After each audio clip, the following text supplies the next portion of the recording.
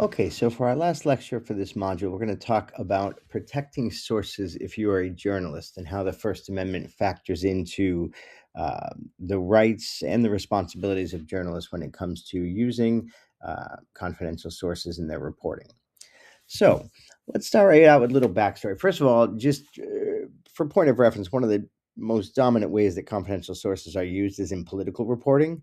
And we'll talk a little bit more about why that might be, but heavily they are used in political reporting. So, starting out, just to look at Joe Biden's presidency, in the early months of his presidency, a study found that 11% of the stories written about President Biden used at least one anonymous source.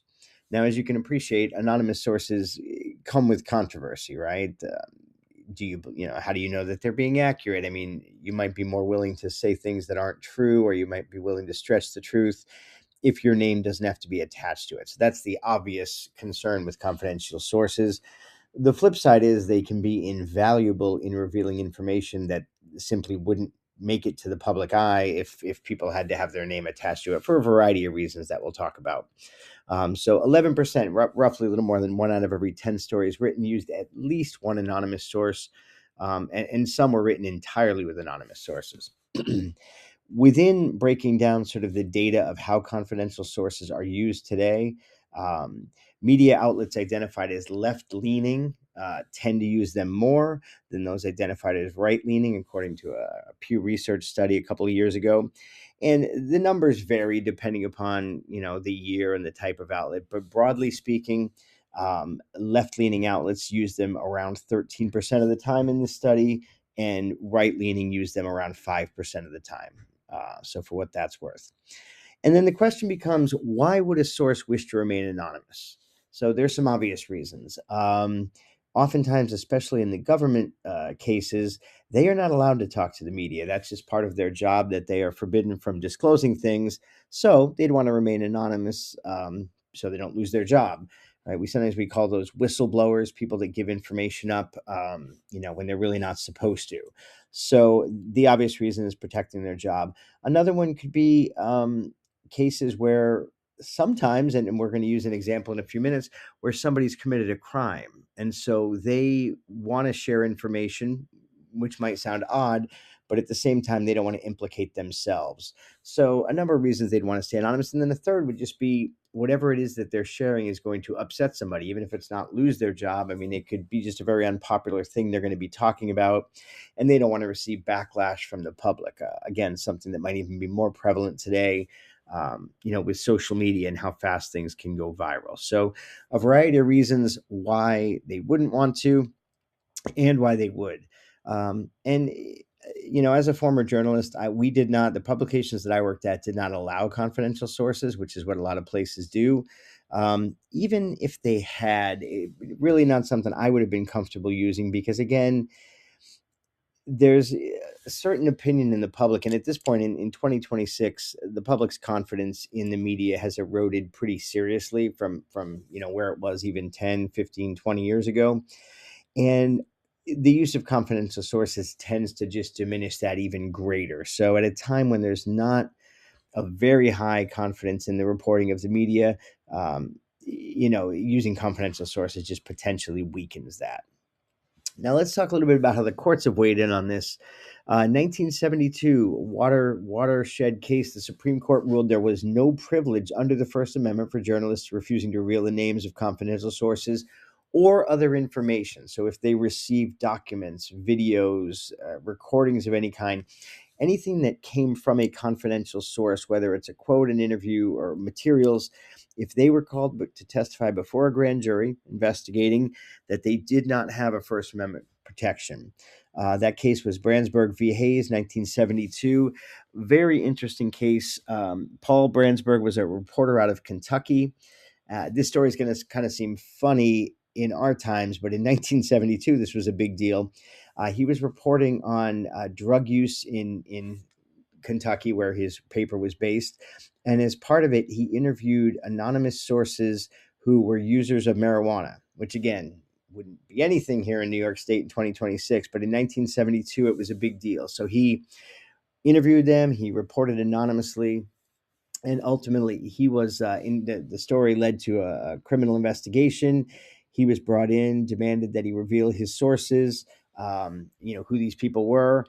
In that case, sued and went all the way to the Supreme Court. And ultimately, the Supreme Court, in a split, I believe it was 5-4, they split and said the journalist does not have the right to keep his source. It does not have a protection under the First Amendment. So, where does that leave reporters, or where did they leave them following the 72 hearing ruling? They basically have three choices. If you're given a subpoena, which again, a subpoena is a legal document ordering you, compelling you to appear and testify, you have three choices. You can fight and try and have the subpoena withdrawn, which sometimes does work. Not a lot, but it does work. Number two, you can cooperate. You can simply go and testify. Now, the problem there is if you give up your confidential source, because obviously they've agreed to talk to you based on the fact that you promised them confidentiality. So if you give that source up, you've got two problems. Number one, the source could sue you because, again, you're going to probably in all likelihood cause damage to them. And so they're going to sue you. And then the second element is, as a reporter, as a journalist, you pretty much lose all credibility. At this point, you're going to have a hard time getting people to talk to you for sourcing about anything in the future, because now you've kind of shown that your integrity, your word isn't what you say it is. So cooperating is a tricky one, which is why most reporters try not to. And then the third one is if you just absolutely refuse to divulge your source or your information, the court has the discretion to jail you for contempt of court.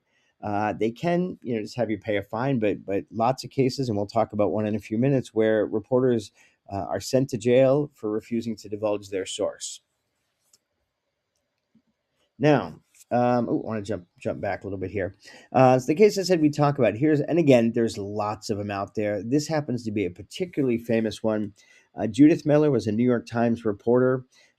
She's had a pretty colorful past as a journalist. She's had some issues along the way, but in this particular case, in 2005, she was called to divulge a source that she had. She had a meeting with a government official, and there was a CIA agent named Valerie Plame, and she was basically outed. She was an undercover, CIA agent, covert agent, and she was outed in a news article written by a different reporter. But as they were investigating that and trying to find out who outed her, they came across the fact that Judith Miller had this meeting with a high-level government official. They called her in, subpoenaed her to give that information up. She refused, and a judge sentenced her to 18 months in jail. Now, she's just a New York Times reporter, hasn't, committed what we would think is a major crime, but the judge hit her with an 18-month jail sentence for refusing to divulge a source. She appealed. Eventually, her appeal was ruled in favor against her. And so she began serving a sentence, and she served 85 days in jail in New York before she did agree to talk. Now, look back at our three options, right? Initially, she refused to talk, and she did. First of all, she couldn't have it withdrawn, so that was strike one. Number two, she opted not to cooperate. And so number three, she did go to jail. She comes back and cooperates. Now, we said that could open her up to getting sued, but it didn't, because she actually got the permission of her source, who said, yeah, you can go ahead and tell them who I am. And her source was the chief of staff of the vice president at the time, who was Dick Cheney. So his chief of staff, Scooter Libby, was her source.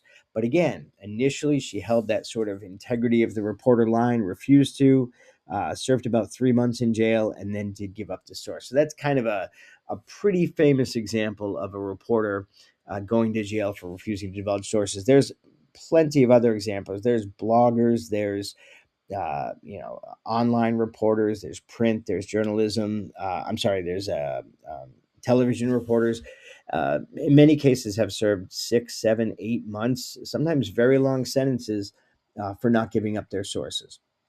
One I wanted to mention, I skipped over it when we were a couple slides back, but probably the most famous anonymous source in the history of journalism would be Deep Throat. So if you're familiar with the Watergate scandal in 1972, President Nixon, running for re-election, and has a group of people that work for him break into the Watergate Hotel in Washington, D.C., which was housing the Democratic offices. and basically wanted them to kind of steal information so he could kind of get a sense of what his opponent was doing in the reelection bid.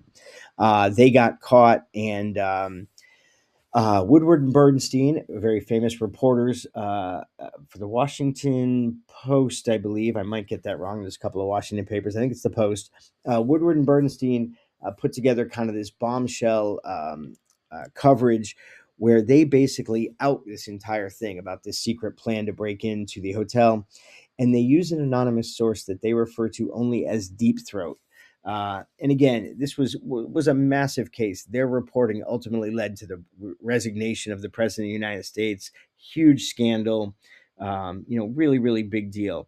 And so ultimately, their source ended up being found out. It was the associate director of the FBI, a guy named Mark Felt, was Deep Throat. But Woodward and Bernstein held out, did not divulge their source. Now, it's interesting. We go back to the question of why would a source not want to, why would a source want to be anonymous?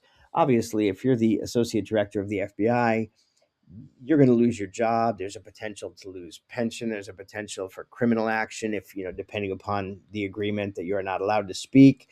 If they decide what you're revealing is classified information, I mean, all kinds of trouble that can come with it. But at the same time, if you're working there and you're seeing something unethical go on, like the Watergate, planned burglary, just on an ethical sort of moral standpoint, you may want to speak out. And so that's where the confidential sourcing comes in. So just another case I wanted to touch on, because obviously it's probably the most famous example of an anonymous source in journalism history. So the good news is less and less reporters are going to jail now for protecting sources, because there has been across the country, state legislatures and even the federal government a little bit have implemented statutes and rules that are going to protect journalists who have that confidential information. Now, this is particularly effective because it's oftentimes the government who comes after journalists very hard. And so virtually every state in the country now has adopted what we call shield laws, which provide privilege for reporters to not have to testify in legal proceedings.